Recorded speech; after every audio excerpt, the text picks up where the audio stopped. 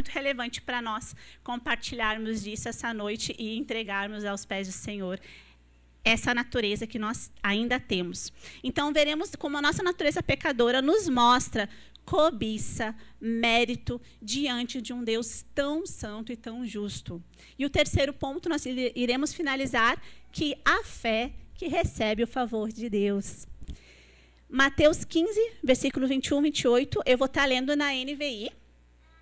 Marcos também traz essa mesma narrativa, porém com um pouco mais detalhes, né, para a interação ali de Jesus com a mulher. Eu vou ler, mas ao longo da expressão da exegese que eu vou estar trazendo dos pontos, eu posso trazer alguma coisa de Marcos. Eu não vou conseguir trabalhar com os dois, porque o tempo não permite, e não é essa a ideia de ficar maçante. Mas eu vou utilizar Marcos para poder pegar, então, mais contexto narrativo, ok? Para poder esmiuçar mais o conteúdo de Mateus. Então, também temos em Marcos, capítulo 7, versículo 24 a 30, se você quiser ler em casa também. Tá bom? Fica aí para você que gosta de estudar as Escrituras, como todo bom cristão. Mateus, capítulo 15, versículo 21, 28 diz: Depois que saiu daquele lugar, Jesus retirou-se para a região de Tiro e Sidom. Uma mulher cananeia, natural dali, veio a ele gritando: Senhor, filho de Davi, tem misericórdia de mim. Minha filha está endemoniada e sofrendo muito. Jesus, porém, não lhe respondeu nenhuma palavra. Então, os seus discípulos se aproximaram dele e pediram: Manda embora, pois vem gritando atrás de nós. E ele respondeu: Eu não fui enviado senão as ovelhas perdidas do povo de Israel. A mulher veio, adorou de joelhos e disse: Senhor, ajuda-me. E ele respondeu: Não é certo tirar o pão dos filhos e lançá-lo aos cachorrinhos. E ela, porém, disse: Sim, Senhor, mas até os cachorrinhos comem das migalhas que caem da mesa dos seus donos. Jesus respondeu: Mulher, grande é a sua fé. Seja feito conforme você deseja. Naquele mesmo instante, a sua filha foi curada. Marcos 7, 24, 30 diz, então, dando o mesmo texto de Mateus, porém com mais detalhes. Ele inicia: Jesus saiu daquele lugar e foi para a região de Tiro. Entrou em uma casa. Então, a gente já vê que Jesus não estava só naquela região. Ele havia ido a um local para ficar mais guardado, né? Entrou em uma casa e não queria que ninguém soubesse. Contudo, não conseguiu manter em segredo a sua presença. Assim que ouviu falar de Jesus, uma mulher cuja filha estava com espírito imundo veio e lançou-se aos pés dele. A mulher era grega, cirofenícia, de origem, e rogava a Jesus que expulsasse o demônio da sua filha. E ele lhe disse: Deixe que primeiro os filhos comam até ficarem satisfeitos, pois não é certo tirar o pão dos filhos e lançá-lo aos cachorrinhos. E ela respondeu: Sim, Senhor, mas até os cachorrinhos debaixo da mesa comem das migalhas das crianças. Então ele lhes disse: Por causa dessa resposta, você pode ir. O demônio já saiu da sua filha. Ela foi para casa e encontrou a filha deitada na cama. O demônio já havia saído dela. Vamos orar? Pai amado, obrigada pela tua palavra. Obrigado porque ainda nós temos acesso a ela de uma forma tão graciosa, tão magnífica vindo de ti, Senhor. Eu rogo pelo Espírito Santo, eu rogo pelo cada coração que está aqui. Assim como o Senhor feriu o meu, eu peço que o Senhor fira em dobro aquele que escute, Senhor. Nós queremos, Senhor, que nessa noite nós possamos sair daqui tomados pelo o amor e o zelo de somente o Senhor ter toda a glória, toda a honra. Nós queremos entregar, Senhor, as nossas vontades, os nossos achismos neste altar e sermos preenchidos com a tua verdade, Senhor, para viver a segunda-feira, para viver os demais dias, Senhor, no nosso casamento, na criação dos nossos filhos. Senhor, eis-nos aqui. Que nós possamos entender o quanto imerecidos nós somos de estar perante a sua presença. O Senhor é santo e o Senhor não deve nada para nós, Senhor. Abre os nossos corações essa noite para ver a verdadeira fé que só busca a tua misericórdia, Senhor. Nós te clamamos que a tua glória venha sobre nós nessa noite, para que o Senhor seja entronizado e honrado em nossos corações. Amém. Então, como eu falei anteriormente, Jesus sai da Galileia, se apresenta numa região totalmente inesperada. Eu não sei se a região está no mapa, Eve, que é um mapinha, né? Quem tiver a oportunidade de ver, está naquele papel na entrada. Esse mapa, então, mostra ali Tiro e Sidom comparado a Israel. Está na tela? Obrigada. Então, esse mapa, ele é um mapa da transição de Cristo, né? Eu tenho um livro que é o Atlas Ilustrado, do Daniel Henke. Eu super indico, porque ele fala todas as passagens, tudo que Cristo fez 3 anos e meio nessa terra, ele trouxe para esse livro de uma forma muito evangelística a história e a geográfica de Jesus nessa terra, na sua primeira vinda. Então, é um livro muito precioso, que eu comprei para as minhas filhas, mas eu uso muito ele.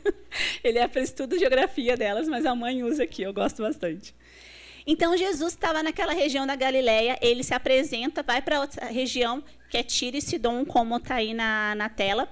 Provavelmente, em função dos perigos, né, que ele enfrentava na Galileia, a gente já via que os fariseus já estavam saindo de Jerusalém para ir lá afrontar, né, o que esse homem chamado Jesus está fazendo.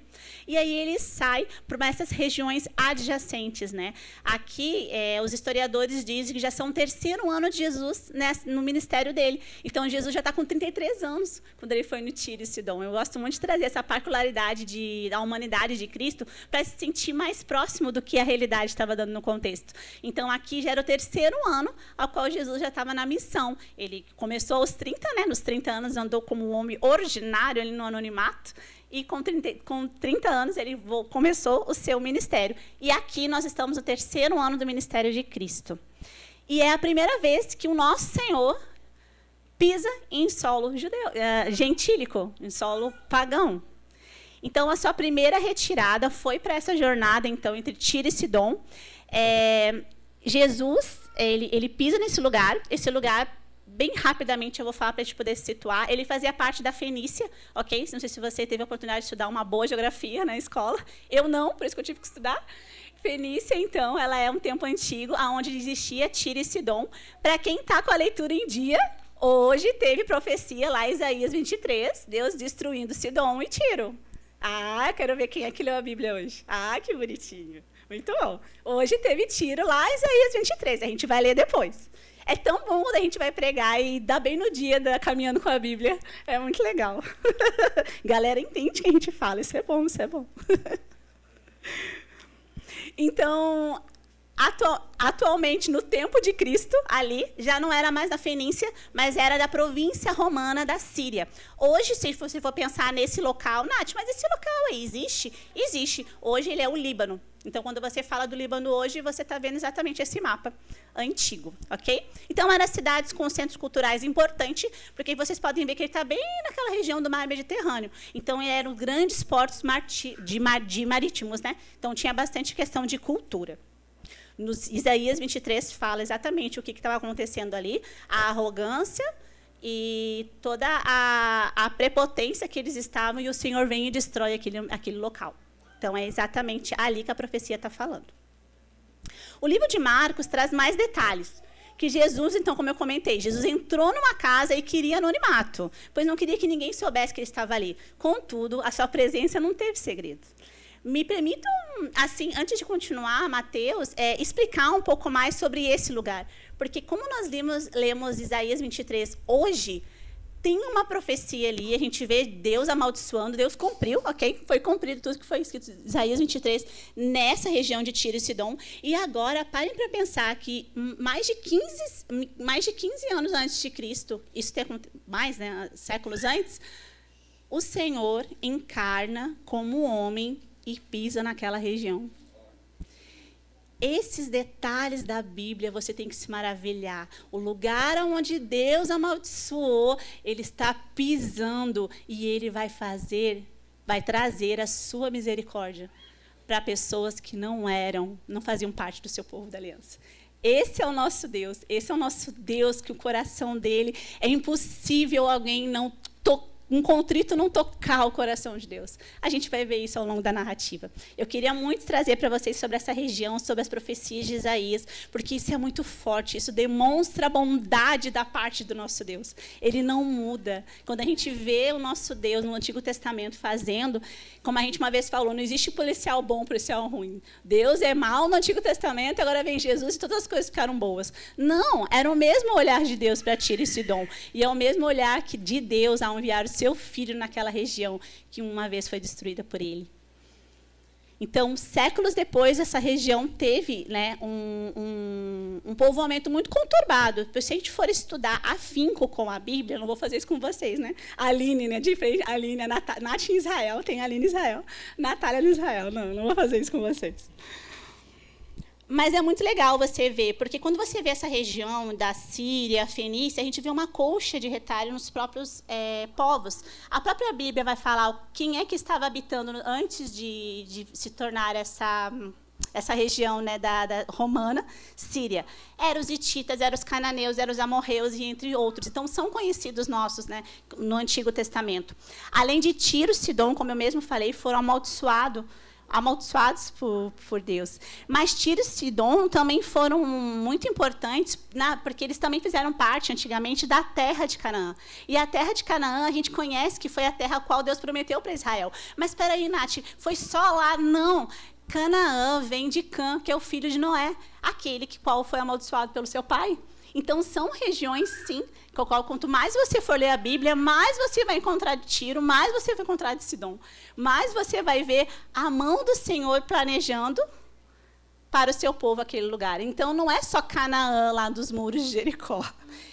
É algo maior. É desde lá da promessa noaica, lá com Noé, ele já estava trazendo esse povo, ao qual Jesus está pisando fisicamente aqui no contexto, lá no filho de Noé. Não é lindo? Eu gosto muito de ver Deus como um Deus de aliança, né? Um Deus de descendências. É muito lindo ver o Senhor nesse contexto da Bíblia. Isso nos deixa... Eu tenho lido muito a Bíblia com as minhas filhas e tenho pedido muito ao Espírito Santo, Senhor, eu quero ler essa parte com elas, mas eu quero que elas entendam o que o Senhor está fazendo aqui, como o teu coração está aqui. E Ele sempre tem mostrado, sou um Deus de aliança, sou um Deus descendente, sou um Deus relacional. Então, até a geografia da Bíblia tem me mostrado o coração de Deus. Super recomendo para vocês lerem a Bíblia com esses olhos. O que o Senhor sentiu quando o Senhor estava manifestando isso aqui? É muito bom. E Ele responde, é bem legal. Então, em Isaías 23, 1, 2, nós lemos. Vamos falar um pouquinho sobre as profecias, né, da maldição lá de Tiro e Sidom. 23, 1, 2, Isaías 23, 1, 2 diz: advertências contra Tiro. Plantei navios de Tarsis, pois Tiro foi destruída e ficou sem nenhuma casa e nem porto. De Chipre veio você a essa mensagem. Fiquem calados, habitantes da região litorânea. E vocês, mercadores de Sidom, enriquecidos pelo que atravessam o mar e as grandes águas. E, dando continuidade, no mesmo capítulo, lá no versículo 7 e 9, continua. Aí vem sabendo quem está fazendo tudo isso. Esta é a sua cidade jubilosa, que existe desde muito tempo antigo, cujos pés a levaram a estabelecer-se em terras distantes? Quem planejou isso contra Tiro? Contra aquela que dava coroas, cujos comerciantes são príncipes, cujos negociantes são famosos em toda a terra? O Senhor dos Exércitos o planejou para abater todo o orgulho e vaidade e humilhar todos os que têm fama na terra. Então, aqui o Senhor está mostrando o que Ele fez nessa região. Então, quando a gente lê as Escrituras, a gente vê essa situação, mas, como eu falei no início, nada impediu que a misericórdia de Deus viesse de Jesus naquele dia, atuando na vida daquela mulher cananeia, que nem nome tinha, mas estava lá, Ciro-Fenícia, ou seja, pertencente a essa região. Então, dando continuidade à leitura, Mateus 15, 22 diz: uma mulher cananeia, natural dali, veio a ele gritando. Olha só que ela está gritando: Senhor, filho de Davi, tem misericórdia de mim. Minha filha está endemoniada e sofrendo muito. Marcos detalha no livro dele que ela se lança aos pés dele. Era grega, Ciro-Fenícia, de origem, né? Ou seja, não judia. Eles estavam, sabe, eu acho muito legal, os judeus falam. Ou seja, no final das contas, ela não é judia, ok? Não era para ela estar ali. É isso que ele quer dizer. E ela rogava, ela suplicava, ela implorava que expulsasse o espírito imundo que se apossara de sua filha. Como vimos anteriormente, então, essa região ela foi muito formada pelo paganismo, né? A gente vê Lacã, as outras regiões, os cananeus, os hititas, os amorreus, todos os inimigos do Senhor estavam exatamente nessa região. Então, ela vem dessa descendência. Ela é uma mulher sírio-fenícia de origem, mas ela é descendente dos inimigos de Israel. Naquele dia, no solo pagão, e é algo que nenhum israelita tinha feito quando Jesus estava andando na terra dos povos judeus. Ninguém chamou Jesus de filho de Davi. Ninguém olhou para ele e disse, tu és o filho de Davi prometido, tu és o Messias de Deus. Essa mulher pagã, essa mulher inimiga, descendência de Israel, chamou Jesus pelo título ao qual ele encarnou nessa terra, o Messias, o filho de Davi, a promessa, o rei, o prometido ao trono. Ela soube da fama. Lembra que eu falei no início? É o 3º ano da missão de Jesus nessa terra. Ele já era famoso. Chegou até aos povos ao redor pagãos de Israel. Verdade. Então, a forma que essa mulher pagã, como nós gentios, nós também somos gentios, não somos judeus. A forma que ela aborda Jesus é notável. Começando por chamar ele de filho de Davi. Nós lemos, né, na profecia de Isaías 7:9, que diz, ele estenderá o seu governo e haverá paz sem fim sobre o trono de Davi e sobre o seu rei, estabelecido e mantido com justiça e retidão, desde agora e para sempre. Ali está a promessa que Deus deu a Isaías, que Isaías passou para o povo de Israel, exatamente sobre o trono de Davi. Quem ele estava falando? Surprise! Era ali, Jesus Cristo encarnado. Era o filho de Davi.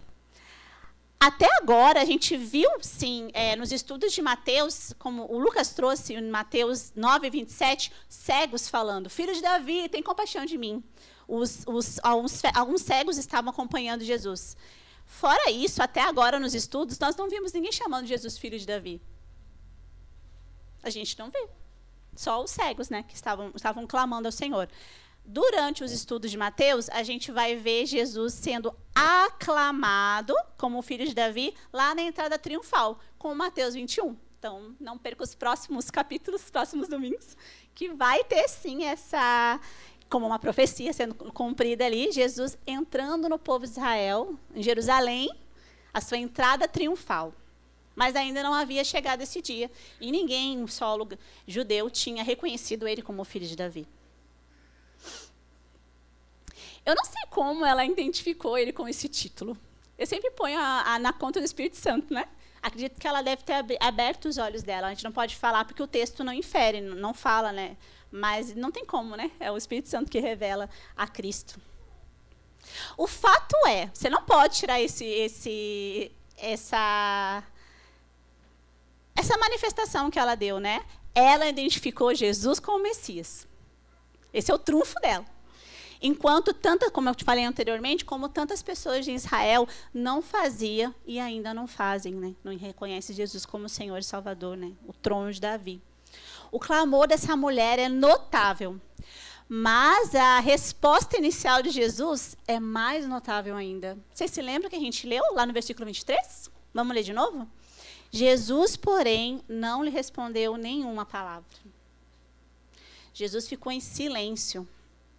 E isso é muito estranho, porque você que acompanha a Bíblia, vê os evangelhos, principalmente pela carta de Mateus, que a gente está estudando nesses períodos, nesses anos, né? Não 2 anos, eu acho, estudando a carta. Esse silêncio de Jesus não tem nada a ver com Jesus. Por quê? Porque é um padrão. Quando Jesus, no seu ministério terreno, sempre que alguém buscava ajuda para ele, ele parava e atendia, porque ele é marcado pela sua compaixão. Ele é marcado pela sua misericórdia. Lembram? Ele estava indo lá para a filha de Jairo. E o que aconteceu? Uma mulher com fluxo de sangue tocou nele. 2 cegos, lembra? Jesus, filho de Davi, tem misericórdia de mim. Ele parou e olhou para os cegos. Lembra do centurião? Ele parou e ajudou aquele homem. Então, no entanto, pela primeira vista, quando a gente lê essa parte, parece que Jesus ignorou a mulher cananeia. Então, seguindo com a narrativa de Mateus, diz, os seus discípulos se aproximaram dele e pediram, manda embora, pois vem gritando atrás de nós. Aí eu vou deixar umas 2 perguntas para a gente entender esse contexto. Será que os discípulos estavam insistindo a Jesus para que ele curasse logo essa mulher? E ele parasse de gritar atrás deles e eles pudessem finalmente entrar nessa casa e repousar, como eles queriam lá no início, como Marcos nos mostra? Será que eles estavam tão frios? Eles só queriam se despedir dessa mulher porque estavam cansados do barulho que ela estava fazendo? Eu tenho a tendência de que os discípulos estavam realmente querendo pedir para Jesus, ajuda essa mulher, sabe? Para a gente voltar aos nossos afazeres. É o que os teólogos também trazem, essa tendência. Os discípulos estavam pedindo para Jesus, quando a gente lê essa parte, os discípulos estavam pedindo para Jesus para que ajudasse essa mulher, né, para eles poderem retornar aos seus afazeres, digamos assim. No entanto, meus irmãos e irmãs, Jesus deu outra resposta estranha. Ele disse que não é a função dele cuidar, ajudar uma mulher cananeia. Vocês acham que eu estou inventando? Vamos ler versículo 24. Ele respondeu, eu não fui enviado, senão as ovelhas perdidas do povo de Israel. O que a gente deve entender dessa resposta de Jesus, né? A gente tem que entender uma coisa bem séria. Ele não está dizendo que exercer seu poder apenas no limite de Israel. Não é isso que Jesus respondeu. Jesus traz aqui a sua missão. O Pai deu uma missão para ele. E às vezes a gente acaba se esquecendo dessa missão, na sua primeira vinda. O que Jesus está falando aqui? Eu vou ler de novo o versículo 24. Ele respondeu, não fui enviado senão as ovelhas perdidas do povo de Israel. O que ele está querendo dizer? Eu fui enviado por Deus em determinado lugar, Israel, em determinado momento, naquele momento que Jesus nasceu, em desempenhar uma determinada tarefa. Eu fui enviado às ovelhas perdidas de Israel. Esta mulher não é uma ovelha perdida de Israel. Não faz parte da promessa dos patriarcas. No livro de Ezequiel, fala sobre o cuidado do Senhor com pastoreio por Israel. A gente vai ver. Tudo que eu estou falando, estou trazendo baseamento bíblico, tá, gente? Não sai da minha cabeça, Deus o livre. Joga as cadeiras, já que eu estou falando heresia aqui na frente. Meu marido veio me proteger, mas tudo que eu estou trazendo é a Bíblia, tá, gente? A exposição da Bíblia. Ezequiel 34:15 diz, eu mesmo apacentarei as minhas ovelhas e farei repousar, diz o Senhor Deus. O reino deve ser oferecido primeiro por Israel. Paulo traz em sua carta aos Romanos, capítulo 9, versículo 4 ao 5, é a soberania de Deus que está falando isso. Não somos nós, não é Paulo escrevendo da cabeça dele. Não, é a soberania de Deus que Paulo está trazendo ali. A palavra de Deus diz... Espera que dá um salto aqui, gente. Versículo 4. Romanos 9, versículo 4 ao 5 diz, o povo de Israel, deles é a adoção de filhos, deles são a glória divina, as alianças, a concessão da lei, a adoração no templo e as promessas. Deles são os patriarcas e a partir deles se traça a linhagem humana de Cristo, que é Deus acima de todos, bendito para sempre. Amém. E Deus também traz em Jeremias, no capítulo 33, versículos 14 ao 18, que diz, a promessa da restauração ao seu povo. Versículo 14 diz, Jeremias 33, versículo 14. Dias virão, declara o Senhor, em que cumprirei a promessa que fiz ao povo de Israel e ao povo de Judá. Naqueles dias e naquela época, farei brotar um renovo justo da linhagem de Davi. Ele está falando de Jesus, tá, gente? A quem tem dúvida ainda. Ele fará o que é justo e certo na terra. Naqueles dias, Judá será salva e Jerusalém viverá em segurança. E este é o nome pelo qual ela será chamada. O Senhor é a nossa justiça. Porque assim diz o Senhor, Davi jamais deixará de ter um descendente que se sente no trono de Israel. Nem os sacerdotes, que são levitas, deixarão de ter descendentes que esteja diante de mim para oferecer continuamente holocaustos, queimar ofertas de cereais e apresentar sacrifícios. E essa é a palavra de Deus. E é isso que Jesus está explicando para essa mulher naquele momento.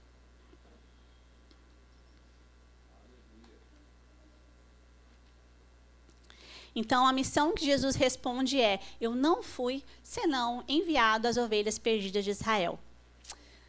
Agora eu vou trazer o segundo ponto, que foi, eu chorei bastante. Quando eu meditei nessa palavra, que Jesus respondeu, como brasileira, como gentílica, como vivendo uma cultura pagã, eu não me diferencio em nada daquela mulher cananeia, ok? Claro, agora eu recebo Cristo como Senhor e Salvador. Mas antes disso, não tinha nenhuma diferença entre eu e ela. Quando eu meditei nessa resposta de Jesus como brasileira, eu me ofendi. Eu me ofendi. E aí eu fiquei me perguntando, por que ofensa? Por que nós ficamos ofendidos com Jesus quando a gente olha ele falando com essa mulher? E se nós estivéssemos no lugar dessa mulher? Gosto muito de pegar a Bíblia para nosso lado pecador, sabe? Se nós estivéssemos no lugar dessa mulher, na situação horrível que ela descreve a filha dela, por um instante, você se ofenderia. Porque a mesma resposta para nós poderia ser dada. Jesus poderia dizer, o Brasil poderia clamar e Jesus dizer, mas eu vim aos perdidos, as ovelhas, primeiro perdidas as ovelhas de Israel. Como seu coração ficaria quando visse isso do Senhor? E se Jesus desse a mesma resposta para a igreja brasileira? Não. É Israel que eu vou reinar. É a Israel que eu sou o rei. Ele vai vir morar em Sião. Através de Israel vai vir toda a plenitude. A gente vai ler isso.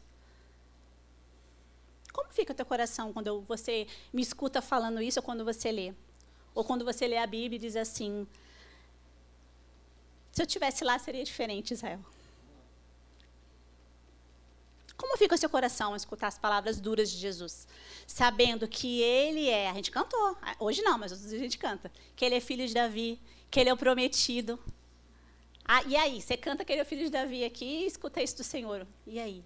Como a gente fica? Com certeza nós nos ofenderíamos.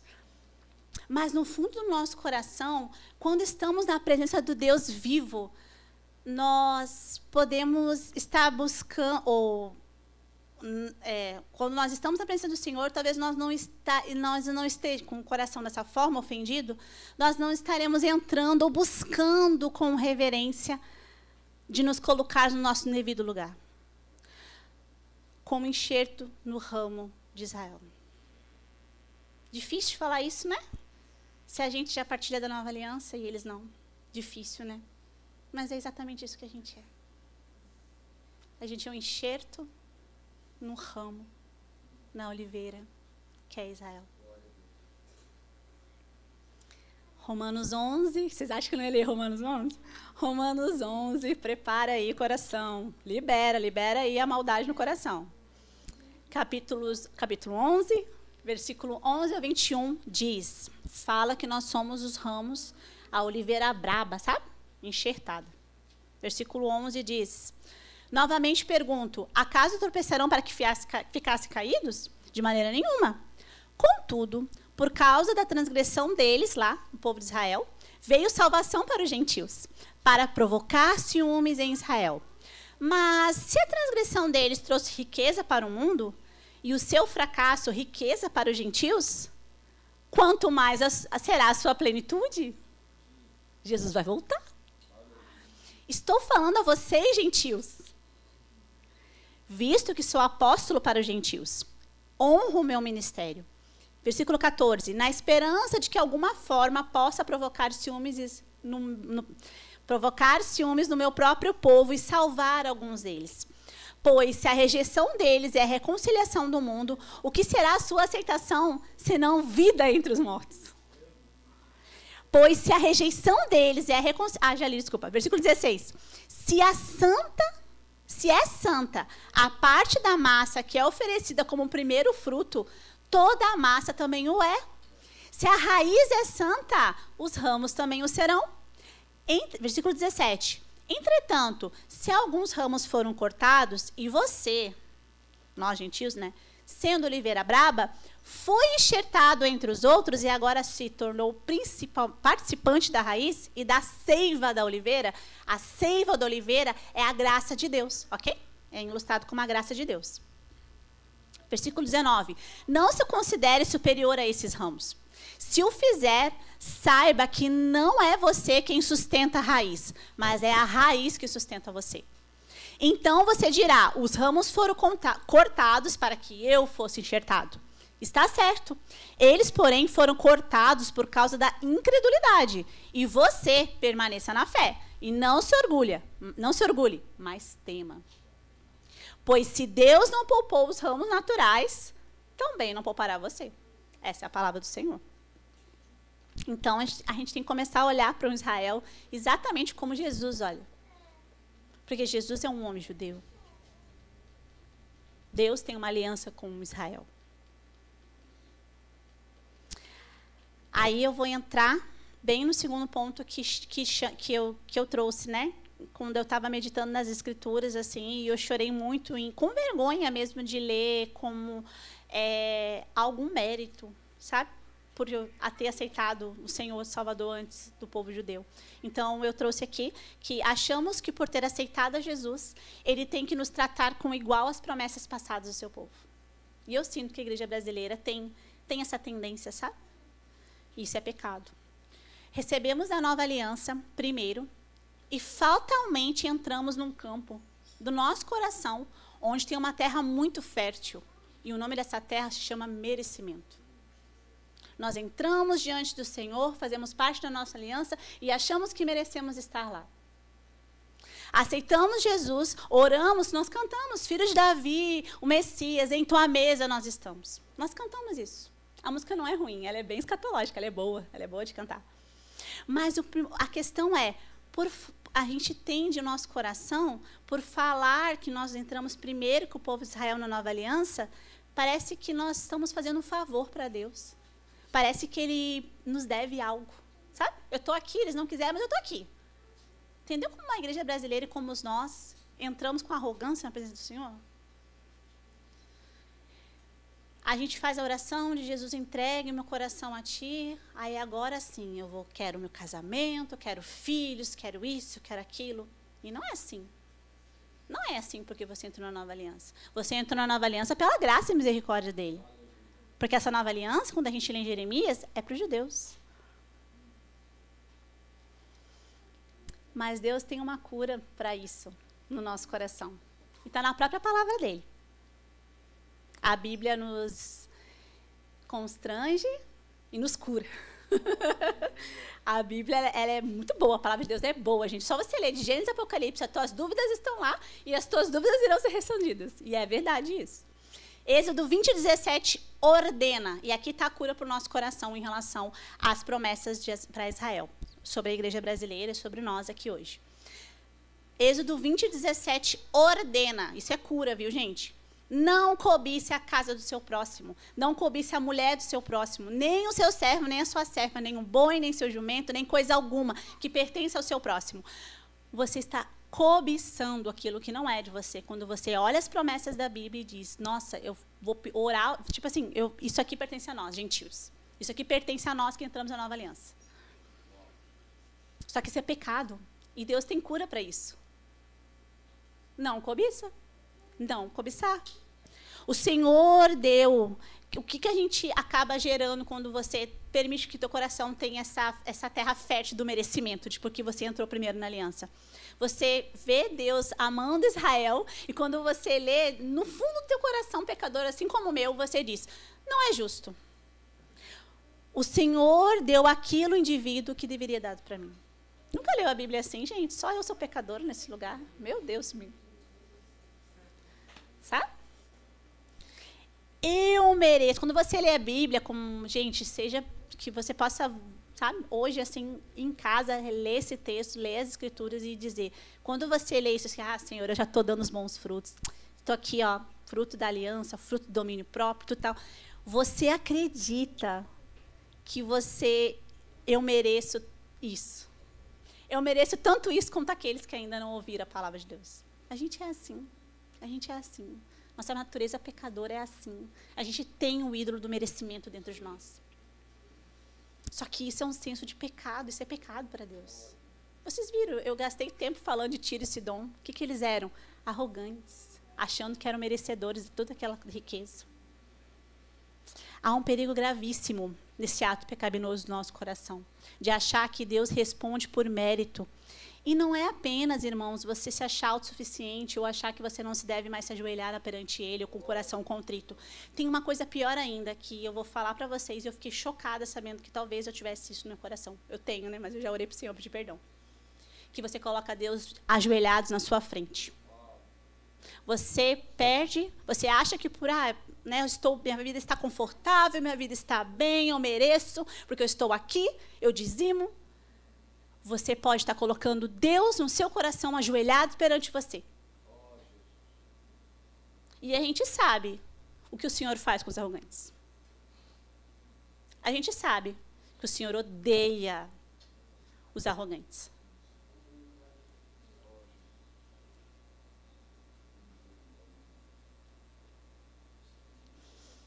Aqui eu entro no terceiro ponto para mostrar um exemplo, um testemunho de, independente do nosso coração caído, nossa natureza caída, adâmica, do nosso coração que faz Deus dobrar as nossas vontades, existe uma forma que atrai a verdadeira beleza de Deus, que atrai a verdadeira compaixão e misericórdia do Senhor.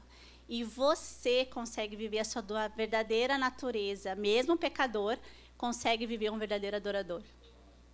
E essa mulher nos dá um testemunho sobre isso. E agora eu vou entrar no terceiro ponto, que mediante, então, a conduta dessa mulher, né, se aproximando com o Messias, sem merecimento nenhum, porque ela sabe, ao longo da narrativa, vocês vão ver que ela mesma entende que ela não é nada.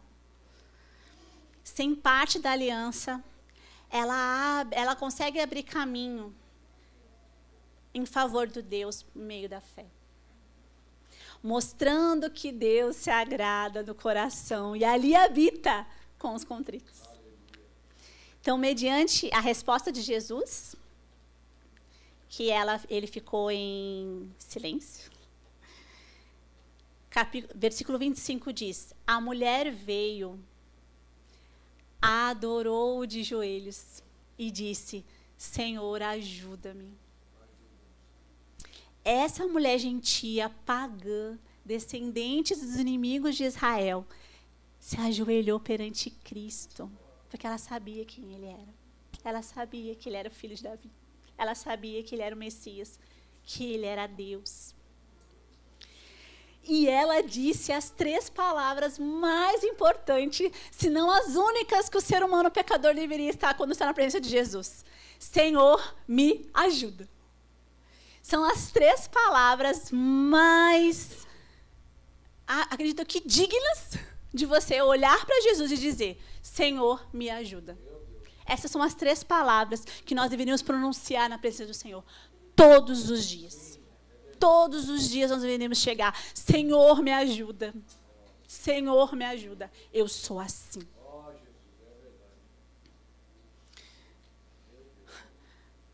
E isso mexe muito comigo, porque eu fiquei pensando, qual foi a última vez que eu fiz isso? Qual foi a última vez que eu disse, Senhor, me ajuda? E lágrimas quentes correram no meu rosto. Sabe aquelas lágrimas assim, que tu tá assim, ó, eu não sou nada, eu estou desiludida. Sabe? Aquele coração contrito que que o mundo quer pisar, que você é fraco, mas perante o Senhor você achou graça do olhar dele para você? Senhor, me ajude. Ela reconheceu aquele homem como Deus, encarnado, clamou por ajuda, sem desejar qualquer tipo de reconhecimento. Ah, como eu desejo entrar na presença do Senhor sem reconhecimento nenhum. Sem merecimento. Só havia espaço em seu ser de reconhecer que Jesus era o socorro, a esperança, o necessário, o suficiente para ela e para o momento de curar a filha dela.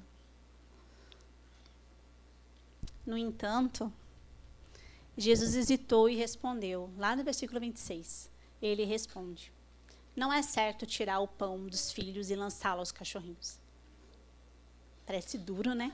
Jesus conversando. Antigamente, em Israel, irmãos, uma das piores coisas de você chamar as pessoas era de cachorro. Você é um cachorro. Então, para um israelita, um judeu, naquela época, era algo muito pejorativo. A gente vê, né, a utilização, né? A gente vê lá o João Batista dizendo raça de víboras, né? Então, tinha esses xingamentos, assim, numa forma cultural deles, e cachorro era uma. Os comentaristas teólogos, né, indicam que Jesus falava, ele usou, né, a expressão cachorrinho para suavizar, mas foi pejorativo, ok? Que Jesus falou para essa mulher, porque ela não era gentílica.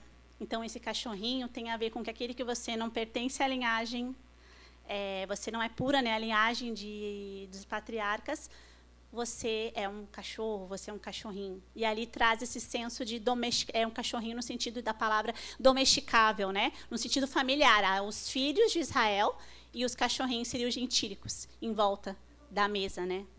Da cena. Então, o cenário ele é familiar, mas cachorrinhos aqui tem um significado de gentios. Vocês não são os que não é judeu. Pagãos, filhos judeus. E ele traz com razão nesse contexto, porque não é justo tirar, e nem certo que os pais tirem dos filhos para dar para esses cachorrinhos, né? No caso, o povo tirar de Israel para dar para os povos pagãos, gentílicos. Independente do nosso olhar aqui, tentando suavizar, não tem como suavizar. Jesus chamou ela de cachorrinho. O Senhor falou assim: eu não vou defender a mulher e eu não vou diminuir a palavra do Senhor, ok? Ele chamou ela nesse contexto. E também tem um problema, porque o nosso modo de pensar, dependendo se a pessoa é tão mergulhada na cultura do século XX, né, pós-modernismo, você vai achar que se chamar de cachorrinho é legal, porque tem os pets, né? Hoje em dia todo mundo o ser humano trabalha com humaniza os animais e animaliza o ser humano. Então, mas não é esse contexto que Jesus está falando, ok? Ele realmente tem gente que leva como filho, pet, mas aqui o Senhor está trabalhando mesmo com sentido pejorativo, ok? Então, nós vimos que essa mulher sabia quem Jesus era, que era o filho de Davi, ou seja, o Messias. Ela olhava para ele e aceitou cada palavra que ele falou. E creu em Jesus. Que mulher é essa? Havia poder para transbordar. Ela sabia que o amor que Jesus tinha pelo povo de Israel também transbordaria os limites dele, porque ela sabia quem ele era. Chamar filho de Davi não é só chamar um título. Jesus tem um título, todo mundo chama ele de Jesus, Jesus Cristo, o Messias. Não, era a essência dele. Ele era descendente de Israel. Ele era o salvador de Israel. Ele era o rei prometido, que viria reinar em Israel e salvar as nações. É isso que ela está falando aqui. Então, ela cria que esse rei Deus também transbordaria graça para ela. Por isso que ela insiste na fala com ele, mesmo chamando de cachorrinho. O outro ponto aqui importante, que ela sabia quem ela era, porque ela diz depois, em seguida, sim, Senhor. Ela concorda. Eu sou um cachorrinho. Sim, Senhor, eu sou um cachorrinho. Ela diz. E isto é, não faço parte de Israel. É o que ela está falando. Do seu povo. E que ele nada devia para ela. Olha que coisa mais linda você chegar na presença do Senhor e dizer, você não me deve nada, Deus. Mas ela busca o Senhor Jesus sem senso de merecimento. É aqui que eu quero chegar no terceiro ponto. Ela chega a Cristo sem querer. Ela sabe quem ela é. A natureza dela. Ela é pagã. Ela é descendente de inimigos. Ela é pecadora. Ela não faz parte da aliança. E mesmo assim, ela continua falando. Essa mulher entendeu que, embora não merecesse se assentar na mesa do Salvador, as migalhas da misericórdia de Messias bastavam para satisfazer ela. Será que a gente consegue olhar as migalhas e se vislumbrar, se adorar, se atirar de joelhos e dizer, Senhor, me ajude? A gente consegue olhar para Cristo dessa forma? Ou a gente ainda tem, faço parte e o Senhor me deve algo? Como será que está o nosso coração perante o Senhor nesses dias? Ela proferiu sua fé na suficiência do seu Salvador e ele abençoou curando a sua filha. Eu acho que eu pulei a parte que ela fala das migalhas, né? Deixa eu só ler ali, para dar continuidade. Ela, porém, disse, sim, Senhor. Ela aceitou que é cachorrinho, como eu falei. Mas até os cachorrinhos comem das migalhas que caem na mesa dos seus donos. Consegue ver o contexto agora? Eu sou tudo isso que o Senhor falou. Eu sou um cachorro, eu sou um nada. Não faço parte da sua aliança. Mas até as migalhas, se o Senhor permitir, eu posso me alimentar.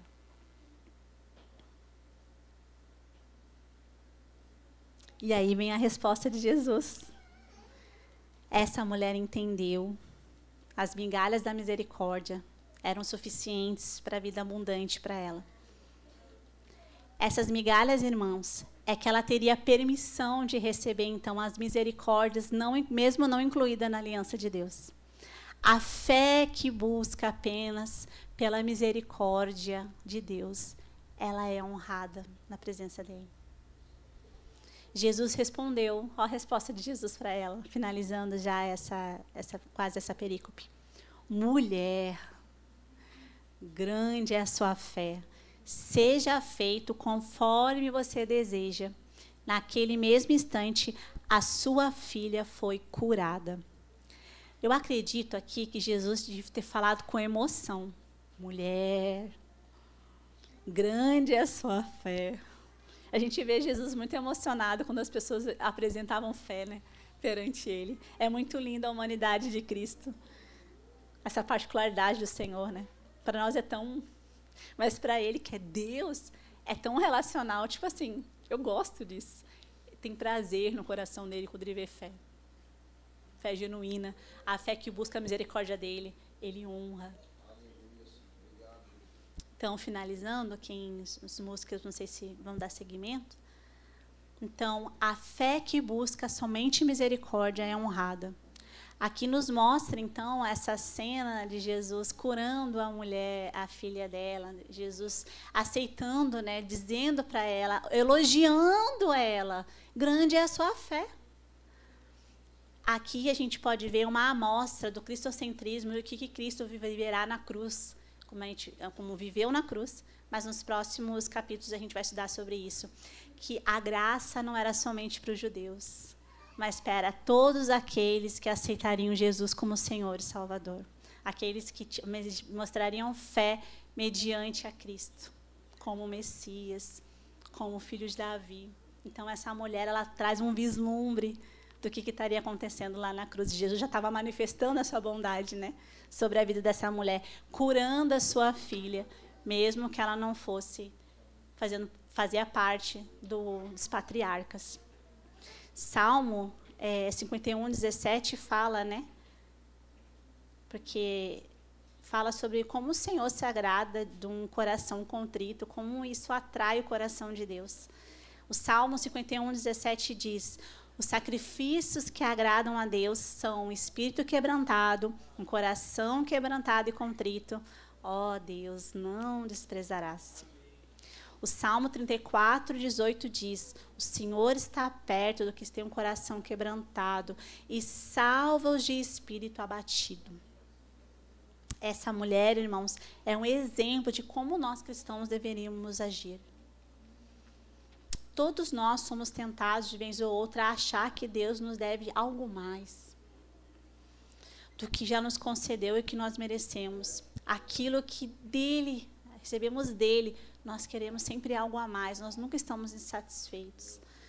E esse pensamento, ele é fatal, porque ele entra no campo do merecimento. E isso é um pecado.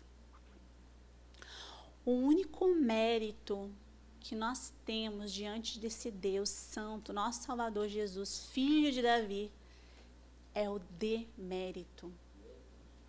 Você sabe o que é demérito? Demérito é quando você perde o seu valor. Você não tem valor nenhum. Quando você considera a sua existência nada. E é assim que nós devemos ficar na presença do Senhor todos os nossos dias, cultuando-o em nossos lares. Nós deveremos estar entrando num lugar dizendo, somos desmerecidos. Somos desmerecidos. Nós não temos valor nenhum perante a grandiosidade que é o Senhor. Nossa única esperança de estar diante de um Deus santo e justo é se antes suplicarmos por graça e misericórdia. Pois é somente por meio delas que nós podemos entrar no reino de Deus. Diante do silêncio, das adversidades que ela ouviu do próprio Senhor Salvador naquele dia, ela adorou a Cristo. Ela entrou desmerecida naquele lugar. E o Senhor olhou. E o Senhor é misericordioso. E é ali que achou o coração dele. Atraiu o coração dele para aquela mulher. Nós temos a cruz para nos ajoelhar. Nós não somos merecedores de nada, irmãos. Nós somos achados por Deus, transformados. Você acha que achou Deus na sua vida? Irmão, você está mais perdido que segue em tiroteio. Nós não achamos o Senhor nos achou. O Espírito Santo te converteu, te convenceu de que você não era nada sem Jesus para te salvar. Nós somos transformados e achados, somos chamados de filhos, porque Deus derrama a sua graça salvífica, gratuita, mediante a fé no seu Filho. A fé que busca a misericórdia, somente a misericórdia em Deus, ela é honrada, ela é atrativa, ela alegra o coração do nosso Pai. Já parou para pensar que você passa o dia inteiro, às vezes, tentando agradar a Deus? E você só precisava ser desmerecido. Você só precisava se desvaziar de você. E isso agrada a Deus. Já parou para pensar nisso? O mundo te enche de seja o melhor. Mas Deus quer filho. Perca as coisas deste mundo por mim. Porque eu sou o suficiente. Vamos orar? Vamos levantar, por gente. Quem puder levantar, por favor, para a gente poder orar, finalizar a pregação. Sim, Senhor, muito obrigada pela Tua palavra, Senhor. Obrigada porque a Tua palavra, ela nos traz a realidade pecadora, mas também mostra a grandiosidade da beleza da Tua soberania. Ah, Jesus, como é lindo. Só o Senhor tem a fama. Só o Senhor tem valor. E é por isso que nós estamos aqui. Espírito Santo, eu rogo de verdade, imploro como aquela mulher cananeia. Fere o nosso ego nessa noite. Traz para nós o demérito. Nos ajuda a entrar todos os dias em demérito na presença do Senhor. Tira dentro de nós algum valor que nós achamos que temos. Traz ao nosso coração os nossos joelhos desmerecidos na presença do Senhor. O Senhor é um Deus santo que se relaciona com nós pecadores. E isso é um escândalo de intimidade. Senhor,